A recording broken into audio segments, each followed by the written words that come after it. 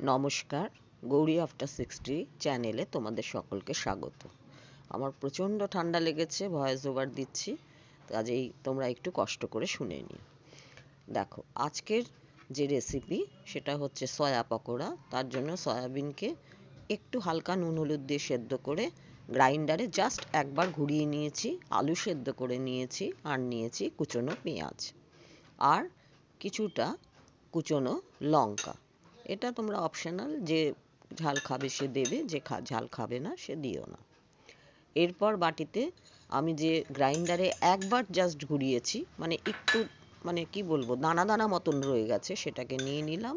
নুন হলুদ দিয়ে সেদ্ধ করার পর গ্রাইন্ডারে ঘোরানো, আর সেদ্ধ আলুটাকেও ভালো করে কিন্তু মেখে নিয়েছিলাম, দিয়ে সেটাকেও মেশালাম। নিয়ে নিলাম সঙ্গে কিছু কুচনো পেঁয়াজটাও।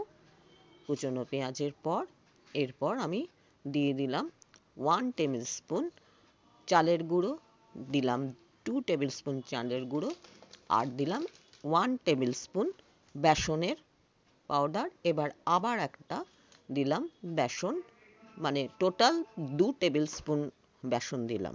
এরপরে নুন, হলুদ, আর দিলাম সামান্য একটু চিনি।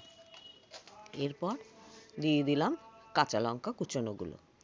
সব কিছু মিশিয়ে এবার অল্প জল দিয়ে এটাকে আমি মাখবো। জলটা কিন্তু আমি একবারে দেব না, বুঝে বুঝে জলটা দেব, যাতে এটা বেশ একটু টাইট মাখা হয়। এই রকম হবে তার টেক্সচারটা। এবার এখান থেকে পকোড়ার আকারে গড়ে তেল গরম হলে সেখানে দিয়ে দেব। তেলটা কিন্তু খুব গরম করব না, হালকা গরম করব। এরপর সিমে রেখে রেখে এটাকে ভাজবো, তাহলে কিন্তু খুব কুড়মুড়ে হবে। এক পিঠ দেখো আমার ভাজা হয়ে গেছে, এটাকে দিলাম উল্টিয়ে। এরপর এটার অন্য পিঠটাও ভালো করে একটু ক্রিস্পি করে ভেজে নেব। তোমরা যদি কেউ মনে করো এর সঙ্গে একটু বেকিং পাউডারও মেশাতে পারো, সেটা তোমাদের যার যেমন ইচ্ছে। উল্টো পিঠটা ভালো করে ভাজা হয়ে যাক। এরপর ভাজা হয়ে যাওয়ার পর আমি এগুলোকে ধীরে ধীরে তেল থেকে, মানে কড়াই থেকে তুলে নেব। এই দেখো, উল্টো পিঠও আমার ভাজা হয়ে গেছে।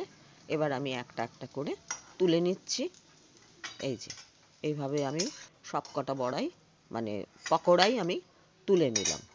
হয়ে গেল আমার সয়া পকোড়া। এগুলো তুমি সস দিয়ে খাও, স্যালাড দিয়ে খাও, যার যেমন পছন্দ সে সেভাবে খেতে পারো। আমার পাশে থেকো। সকলকে আমার অনেক অনেক ধন্যবাদ।